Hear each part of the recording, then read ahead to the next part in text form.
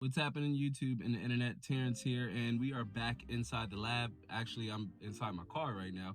That's because I had a moment here in the middle of my day, and I just wanted to do a normal video, just a regular upload, something we haven't done here on the channel in quite a while, as we've been doing a lot of live content because I love live streaming. Right? If you haven't had the opportunity to tune into the live show, jump down in the description box after this, I guess, raw vlog or rant video, whatever you want to call it. But throughout the day I was just thinking about some of the different grievances or some of the different stigmatisms that comes along with being a PC gamer, or even having the aspirations to being a PC gamer. Rather that's, you don't have a lot of money to spend on a system, or, you're looking to dive into PC gaming on legacy hardware. Legacy hardware is what I refer to as like older hardware, 5 to 10 years old or more. And there's nothing wrong with that at all. In fact, if that's you and you're watching or you're listening, or if you're a regular viewer and you come across this video, shout out to y'all. And of course, shout out to our channel members. If you're interested in becoming a channel member, also jump down in the description box below. A lot of shameful plugs going on already here in this video, but jump down in the description box below for more information about becoming a channel member, and of course our live show and our live content, because it can help you get into PC gaming, especially if you're unsure of where to start. And now, regardless of where you start, how you start, or even when you start, don't let anybody make you feel any less accomplished within your system or whatever it is you're able to build or buy, just because you're using older hardware or it's not the latest RTX 3070 or 3080. Maybe you might be rocking a 900 series or even a 700 series graphics card, like an NVIDIA GPU, or a slightly older AMD Radeon based GPU like an R7 or an R9. Fam, it starts with the type of games you want to play. If you're interested in playing Minecraft and games that aren't as graphically demanding, then starting out with a modest system, even to get your feet wet and introduce you to what it means or what it takes to be a PC gamer, because there are a lot of different aspects that you are in control of, and with that control comes with your ability to be able to handle upgrades or to fix your system when you run into problems. Right? It's just part of being a PC gamer. Do you necessarily need to start out with a high-end system, say like $1,000 plus system or $1,200 plus system? Not necessarily. It all depends on the type of games you want to play. You could start out with playing slightly less graphically demanding games, but you want to play them in a better fidelity than, say, a console, and then slowly graduate or upgrade towards better hardware, upgrading slowly over time. It doesn't necessarily have to be at the moment you break through and you break into this this hobby, if you will.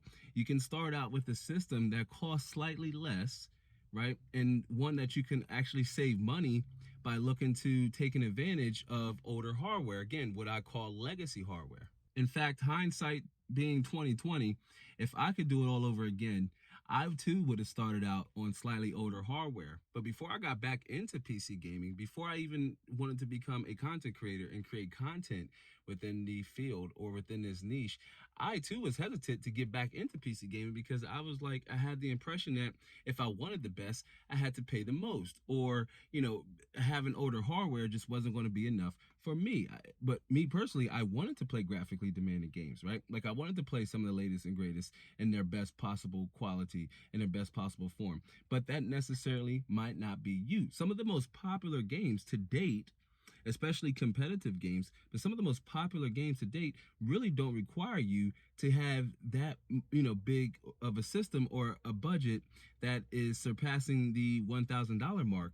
If you play games like Minecraft or Roblox, or if you want to play games like Apex or games like Fortnite, if you're still playing Fortnite, let me know if you're still playing Fortnite down in the comment section below. But regardless of the type of gamer you are, that will reflect, or despite the type of gamer you are, how much you need to spend will very much depend on the type of games you actually want to play. Now, of course, those games will still be there 2, 3, 4, 5 years down the road. There may even be newer iterations of that particular game. Maybe you can start out playing, the first one or the first part, but if it's a live service based game like Apex Legends or Fortnite, of course you're going to miss out on previous seasons, but if you can start at an entry level metric, right? Or you can start with an entry level system.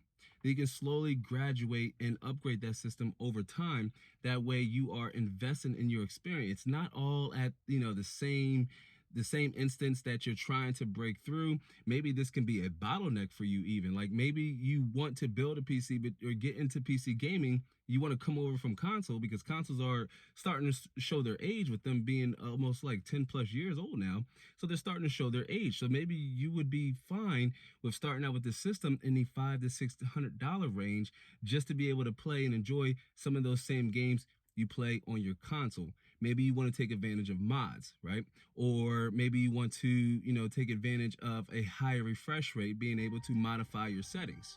Not everybody necessarily needs to run their games at, say, 1080p, 120 plus FPS output, say, or 144. Maybe you're perfectly fine with starting out on an entry-level monitor, even playing at entry-level settings, say like 1080p medium or low settings, just because you want the benefits of unlocked or uncapped performance, or you want the ability to at most be able to upgrade your system, something that you are unable to do with the console.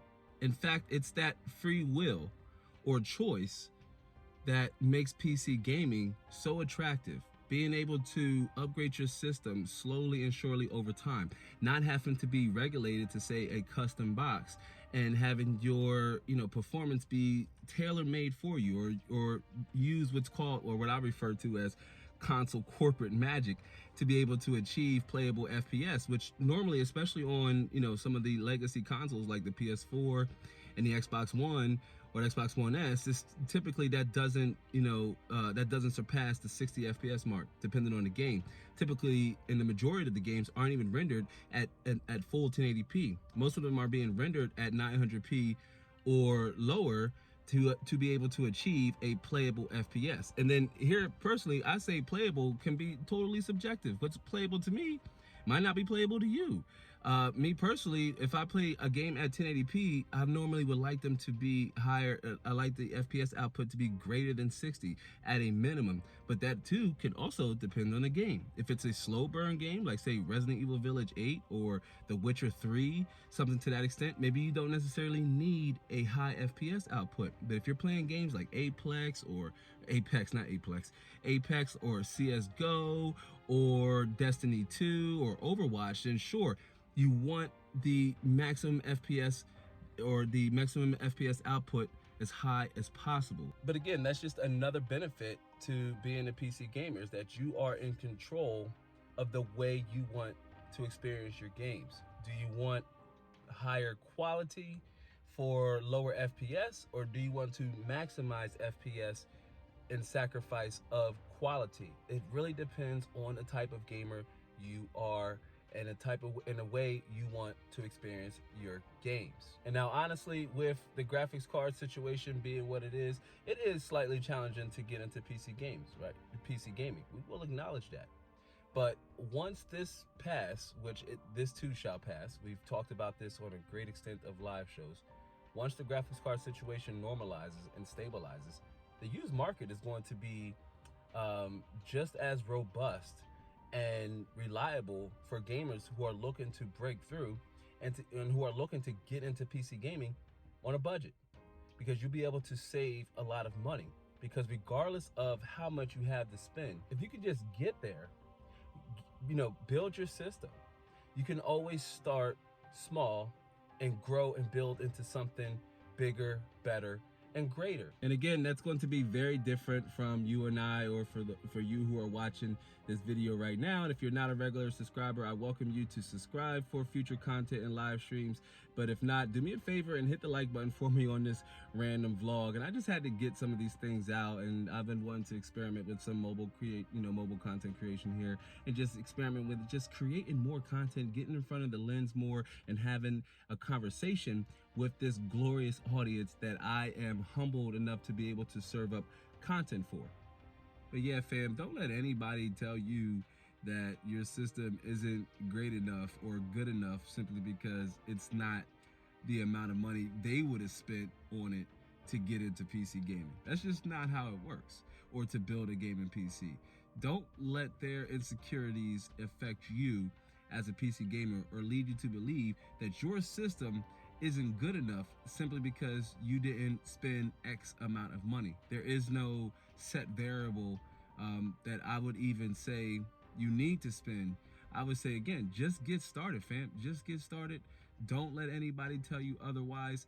Don't let that stop you from getting into PC gaming. We have a saying here in this community, and that is no player in the wild, that everybody should have the opportunity to get into this hobby or to break into this field or to this niche that is PC gaming, not be hindered or limited to the amount of money you have to spend. Sure, you can save up, right? You can say, I have 400 and maybe, a month or two, you'll have additional or disposable income you could put towards your system. That would only, take your experience further faster when you have more to put into your overall system. Because another saying we have here in this community is that you're not just investing in the material aspect of the hardware, you're actually investing in your experience as a PC gamer. However much that is you have to start with, you could actually grow your system, and then that way your experience as a PC gamer could gradually improve or increase over time. You can go from having 8 gigabytes of DDR4 memory and save up to invest in a faster kit to 2x your RAM, or you could start with a regular hard drive, which I don't necessarily recommend. I mean, SSDs are relatively inexpensive more now than ever, but you could also maybe start out with an R5, like a Ryzen 5 1600 or 2600, and then slowly upgrade to something faster, say like a 3800X or even a 5600X, depending on the motherboard chipset you're going with. That's especially true for AM4 because it does give you a lot of leeway to invest into your experience. You can start with a modest CPU now with a slightly slower GPU, and then when you're able to upgrade your GPU into something faster, you're also able to upgrade your CPU on the AM4 socket to something that could actually, to prevent or avoid any bottlenecks on the GPU, and that could also keep up with, a GPU that's fast enough to keep up with your CPU. But again, fam, that's all I have for this one.